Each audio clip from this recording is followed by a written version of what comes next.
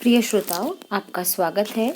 आपने सप्तऋषि मंडल या सप्तऋषियों का नाम सदैव सुना होगा। आज मैं आपको उन सप्तऋषियों से परिचय करवाती हूँ।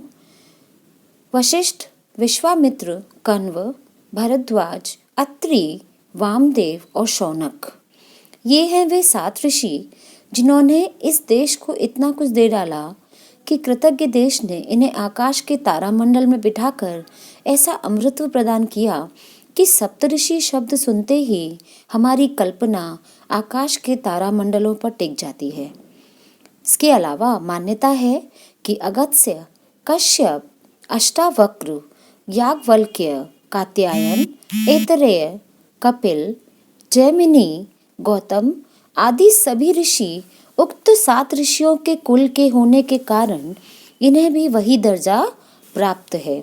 वेदों का अध्ययन करने पर जिन 7 ऋषियों या ऋषि कुल के नामों का पता चलता है वे क्रमशः इस प्रकार हैं: वशिष्ठ, विश्वामित्र, कण्व, भारद्वाज, अत्रि, वामदेव और शौनक। पुराणों में सप्तऋषि के नाम पर भिन्न भिन्न नामावली देखने को मिलती हैं। विष्णु पुराण के अनुसार इस मनवंतर के सप्तऋषि कुछ इस प्रकार हैं: वशिष्ठ, कश्यप, अत्रि, जमदग्नि, गौतम, विश्वामित्र और भारद्वाज। इसके अलावा पुराणों की अन्य नामावली कुछ इस प्रकार है: केतु, पुलह, पुलत्स्य, अत्रि, अंगिरा, वशिष्ठ तथा मारीचि। महाभारत में भी सप्तऋषियों की 2 नामावलियां मिलती हैं। एक नामावली में कश्यप, अत्रि, भारद्वाज, विश्वामित्र, गौतम, जमदग्नि और वशिष्ठ के नाम आते हैं, तो दूसरी नामावली में 5 नाम बदल जाते हैं। कश्यप और वशिष्ठ तो वही रहते हैं, पर बाकी के बदले मरीचि, अंगिरस, पुलत्स्य, पुलह और क्रतु नाम आ जाते हैं। कुछ पुराणों में कश्यप और मरीचि को एक माना गया है, तो कहीं कश्यप और कण्व को पर्यायवाची माना गया है। ऋग्वेद में लगभग 1000 सूक्त हैं, यानी लगभग 10,000 मंत्र हैं। चारों वेदों में करीब 20,000 से ज्यादा मंत्र हैं और इन मंत्रों के रचयिता कवियों को हम ऋषि कहते हैं। बाकी 3 वेदों के मंत्रों की तरह ऋग्वेद के मंत्रों की रचना में भी अनेक ऋषियों का योगदान रहा है, पर इनमें भी 7 ऋषि ऐसे हैं जिनके कुलों में मंत्र रचयिता ऋषियों की एक लंबी परंपरा रही है और ये कुल परंपरा ऋग्वेद के सूक्त 10 मंडलों में संग्रहित है। इनमें 2 से 7 यानी 6 मंडल ऐसे हैं जिन्हें हम परंपरा से वंश मंडल कहते हैं, क्योंकि इनमें 6 ऋषि कुलों के ऋषियों के मंत्र इकट्ठा किए गए हैं। आकाश में 7 तारों का एक मंडल नजर आता है, उन्हें हम सप्तऋषि मंडल कहते हैं। उक्त मंडल के तारों के नाम भारत के महान 7 संतों के नाम पर रखे गए हैं। वेदों में उक्त मंडल की स्थिति, गति, दूरी और विस्तार की विस्तृत चर्चा मिलती है। प्रत्येक मनवंतर में अलग अलग सप्तऋषि हुए हैं और आपके सामने प्रस्तुत है वैवस्वत मनु के काल के सप्तऋषियों का परिचय। पहले ऋषि हैं वशिष्ठ। राजा दशरथ के कुलगुरु ऋषि वशिष्ठ को तो सभी जानते हैं। ये दशरथ के चारों पुत्रों के गुरु थे। वशिष्ठ के कहने पर दशरथ ने अपने चारों पुत्रों को ऋषि विश्वामित्र के साथ आश्रम में राक्षसों का वध करने के लिए भेज दिया था। कामधेनु गाय के लिए वशिष्ठ और विश्वामित्र में युद्ध भी हुआ था। वशिष्ठ ने राजसत्ता पर अंकुश का विचार दिया तो उन्हीं के कुल के मैत्रावरुण वशिष्ठ ने सरस्वती नदी के किनारे 100 सूक्त एक साथ रचकर नया इतिहास बनाया। दूसरे हैं विश्वामित्र। ऋषि होने के पूर्व विश्वामित्र राजा थे और ऋषि वशिष्ठ से कामधेनु गाय को हड़पने के लिए उन्होंने युद्ध किया था, लेकिन वे हार गए। इस हार ने ही उन्हें घोर तपस्या के लिए प्रेरित किया। विश्वामित्र की तपस्या और मेनका द्वारा उनकी तपस्या भंग कराने की कथा जगत प्रसिद्ध है। विश्वामित्र ने अपनी तपस्या के बल पर त्रिशंकु को सशरीर स्वर्ग भेज दिया था, लेकिन स्वर्ग में उन्हें जगह नहीं मिली, तो विश्वामित्र ने एक नई स्वर्ग की रचना कर डाली। इस तरह ऋषि विश्वामित्र के असंख्य किस्से मिलते हैं। विश्वामित्र ने इस देश को ऋचाएं बनाने की विद्या दी है और गायत्री मंत्र की रचना भी की, जो भारत के हृदय में और हम सब की जीवा पर अनवरत निवास कर रहा है। तीसरे ऋषि हैं कण्व। माना जाता है इस देश के सबसे महत्वपूर्ण यज्ञ सोम यज्ञ को कण्व ने व्यवस्थित किया। कण्व वैदिक काल के ऋषि थे और इन्हीं के आश्रम में हस्तिनापुर के राजा दुष्यंत की पत्नी शकुंतला एवं उनके पुत्र भरत का पालन पोषण हुआ था। 103 सूक्त वाले ऋग्वेद के 8वें मंडल के अधिकांश मंत्र महर्षि कण्व तथा उनके वंशजों तथा गोत्रजों द्वारा दृष्ट हैं।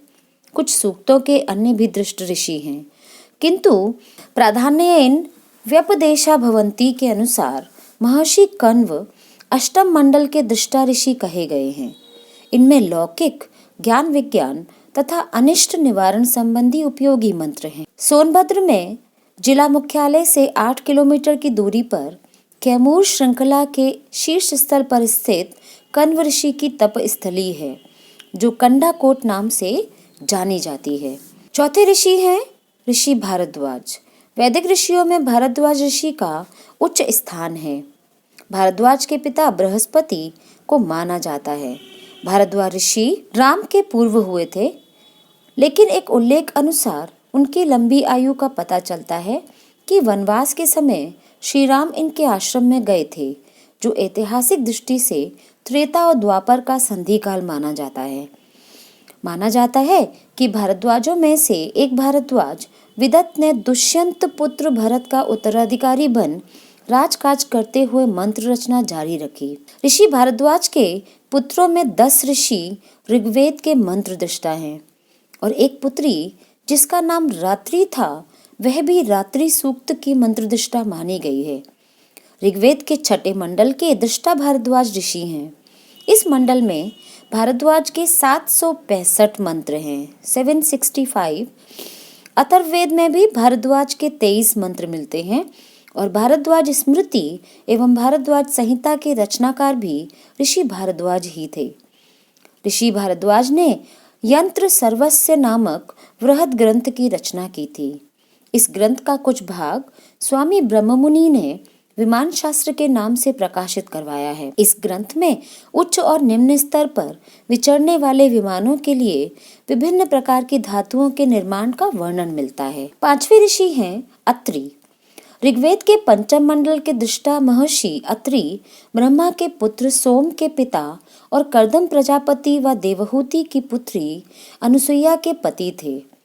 अत्रि जब बाहर गए थे तब त्रिदेव अनुसुईया के घर ब्राह्मण के वेश में भिक्षा मांगने लगे और अनुसुईया ने कहा कि जब आप अपने संपूर्ण वस्त्र उतार देंगी तभी हम भिक्षा स्वीकार करेंगे।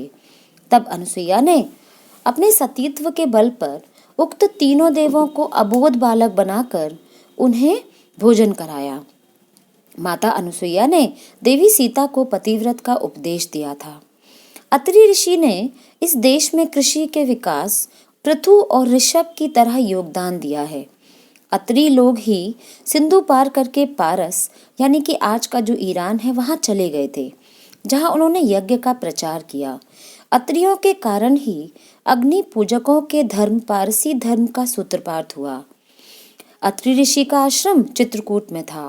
मान्यता है कि अत्रि दंपति की तपस्या और त्रिदेवों की प्रसन्नता के फलस्वरूप विष्णु के अंश से महायोगी दत्तात्रेय, ब्रह्मा के अंश से चंद्रमा तथा शंकर के अंश से महामुनि दुर्वासा महर्षि अत्रि एवं देवी अनुसुईया के पुत्र रूप में जन्मे। ऋषि अत्रि पर अश्विनी कुमारों की भी कृपा थी। 6ठे ऋषि हैं वामदेव। वामदेव ने इस देश को सामगान अर्थात संगीत दिया। वामदेव ऋग्वेद के 4th मंडल के सूक्त दृष्टा गौतम ऋषि के पुत्र तथा जन्मत्रयी के तत्ववेत्ता माने जाते हैं। भरत मुनि द्वारा रचित भरत नाट्य शास्त्र सामवेद से ही प्रेरित है।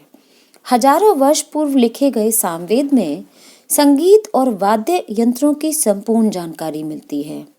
वामदेव जब माँ के गर्भ में थे तभी से उन्हें अपने पूर्व जन्म आदि का ज्ञान हो गया था। उन्होंने सोचा, माँ की योनि से तो सभी जन्म लेते हैं, यह कष्टकर है, अतः माँ का पेट फाड़कर बाहर निकलना चाहिए। वामदेव की माँ को इसका आभास हो गया, अतः उन्होंने अपने जीवन को संकट में पड़ा जानकर देवी अदिति से रक्षा की कामना की। तब वामदेव ने इंद्र को अपने समस्त ज्ञान का परिचय देकर योग से शयन पक्षी का रूप धारण किया तथा अपनी माता के उदर से बिना कष्ट दिए ही बाहर निकल आए। 7वें ऋषि हैं शौनक।